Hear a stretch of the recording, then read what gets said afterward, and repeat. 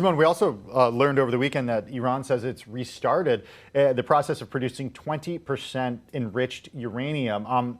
I'm curious about the response in the region to this and how this will be viewed and has been viewed in the United States and the timing of this too. Why is this happening now? Well, Tim, we kind of knew that this was in the offing. This was part of a law that was passed about a month ago, and that law actually had two different pieces. One was this higher level of enrichment for uranium under the JCPOA, the 2015 Iran nuclear deal. Iran was only allowed to enrich uranium to a certain extent. This is well above that.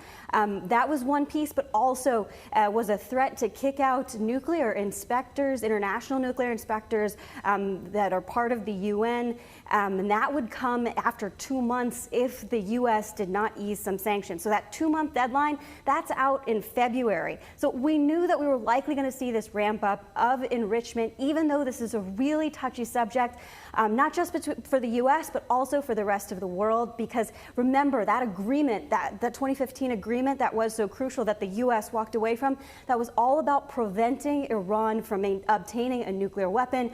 The more you enrich this uranium, the easier it is to turn that into some kind of bomb. Well, Simone, I'm wondering about the Biden administration and how Iran will change its behavior or not under a new administration in just over 2 weeks. President-elect Biden will become President Biden. What does that mean for Iran and its nuclear program?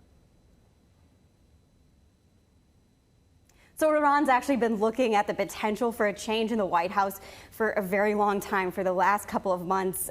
We've been watching this very closely. Look, the President-elect Biden and his team, a lot of his team come from the group of negotiators that initiated that 2015 agreement. They very much want to go back. They want to see it succeed, but they don't necessarily just want to go back. What we heard from Jake Sullivan, the National Security Advisor designate, over the weekend was that the first step for the Biden administration is going to be return to that deal. So stop essentially Iran from producing this amount of nuclear material. Then after that, kind of discuss with them more stuff, a ballistic missile system, its involvement in the region, Iraq, Lebanon, Syria even perhaps. So think of it as a potential starting point is that 2015 nuclear deal that we could end up going back to. But that timeline, again, that we have that early February threat to kick out nuclear inspectors. So that kind of puts a tight timeline on all of this. Simone, I want to end with the oil summit happening. Iran obviously won't be at the meeting this week, but its presence certainly will be felt. How do you expect that to play out, and do you expect the rift with Qatar to end? Yeah, so a little background here. Qatar and 4 countries, Saudi Arabia, the UAE, Bahrain, and Egypt, they've been in a regional dispute since mid-2017. I'm in Doha. I can't fly right to Dubai because of this dispute, and it's made it very hard for Qatar to get goods in and out. We do expect right now, from what we're hearing from sources, that this dispute could actually be resolved. But exactly how much of it is resolved, how much is just a step in that direction, that really remains to be seen. But Iran is sort of the elephant in the room. Qatar shares one of the largest natural gas fields in the world, actually the largest, with Iran. So it plays nice with that country.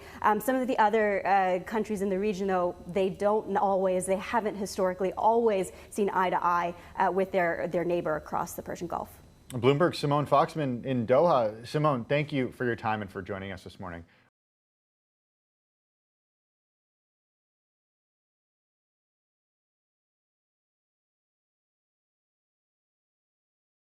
The biggest stories the moment they happen from around the globe. Subscribe to Bloomberg Quick Take now for insight in an instant.